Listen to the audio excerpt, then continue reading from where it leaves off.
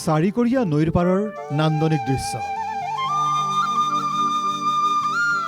নৈপৰীয়া পথাৰত কৃষকৰ হালধীয়া হাঁহি। চৌদিশে কেৱল হালধীয়া আচ্ছাদন। কুঁৱলীৰ ফাঁকেৰেও জিলিকিছে হালধীয়া পথাৰ। ধৰালৈ শীত নামিছে, কুঁৱলীও পৰিছে, ৰ'দৰ উত্তাপ লাহে লাহে কমিছে।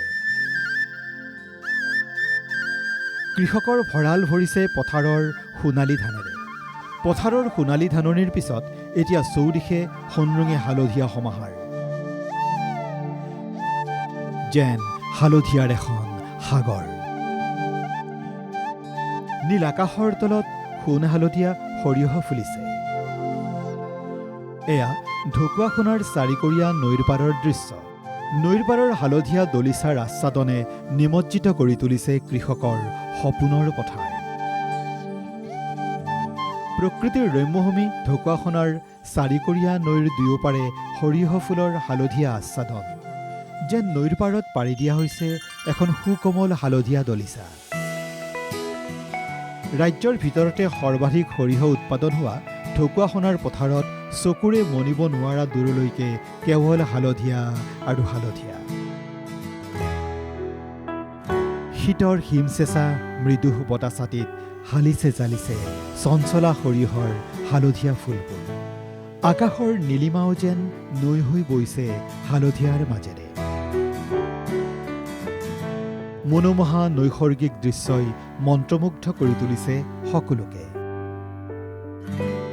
চালে চকুৰোৱা হৈ পৰিছে প্ৰকৃতিৰ এই নান্দনিক ৰূপ। এই নান্দনিক ৰূপৰ সুবাস ল'বলৈ আহিছে বিভিন্নজন। কণমানিজনীৰ পৰা জীয়ৰী বোৱাৰী সকলো আহিছে হালধীয়া আচ্ছাদনৰ সুবাস ল'বলৈ। যান্ত্ৰিকতাৰ পৰা আঁতৰি প্ৰকৃতিৰ সৈতে খন্তেক সময়ৰ বাবে হৈছে বিলীন। প্ৰকৃতিৰ সুবাস লৈ মনৰ ভাৱ প্ৰকাশ কৰিলে এই কণমানিজনীয়ে। আজি আহি বহুত ভাল লাগিল। আমি সেলফি তুলিলোঁ, ফটো তুলিলোঁ আৰু যে কিমান ভাল লাগিল। ইমান ধুনীয়া পৰিৱেশ এটি পাইছোঁ আমি। ঢকুৱাখানা চাৰিকৰীয়া নৈৰ দুইফালে ইমান ধুনীয়া সৰিয়হ ফুল ফুলি আছে। সৰিয়হৰ সৰু সৰু হালধীয়া ফুলবোৰে হাত বাউলি মাতিছে সকলোকে। সৰিয়হৰ হালধীয়া আবিৰৰ মাজত যেন হেৰাই যায় কবিৰ কবিতাৰ ছন্দ, হেৰাই যায় গীতিকাৰৰ কথা আৰু সুৰ। সৰিয়হৰ সৰু সৰু হালধীয়া ফুলবোৰে হাত বাউলি মাতিছে সকলোকে। প্ৰত্যক্ষদৰ্শীয়েও নিজৰ মোবাইলত আবদ্ধ কৰিছে দৃষ্টিনন্দন পৰিৱেশৰ লগতে নিজকে। চাৰিকৰীয়া নৈৰ পাৰতে জুবিন গাৰ্গ সুঁৱৰি গালে প্ৰাণৰ শিল্পীজনৰ গীত। মায়াবিনী ৰাতিৰ বুকুত দেখা পালো তোমাৰ ছবি, ধৰা দিলা গোপনে আহি হিয়াৰ কোণত। তুমি যে মোৰ শুকান বনত নিয়ৰৰে চেঁচা টোপাল, নামি অহা ৰ'দৰে নৈ মোৰ দেহত প্ৰতিপুৱা। চাৰিকৰীয়া নৈৰ দুয়োপাৰে সৰিয়হ ফুলৰ হালধীয়া আচ্ছাদন শ শ কৃষকৰ আশাৰ সপোন। এয়া গহপুৰৰ মিণ্টুঘাটৰ সৰিয়হ ফুলৰ হালধীয়া আচ্ছাদন।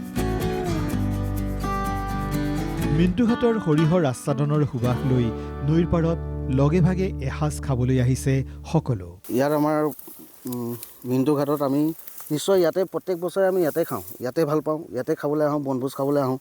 সৰিয়হৰ ফুল দেখি আমি ভাল লাগে, মনটো ভাল লাগে।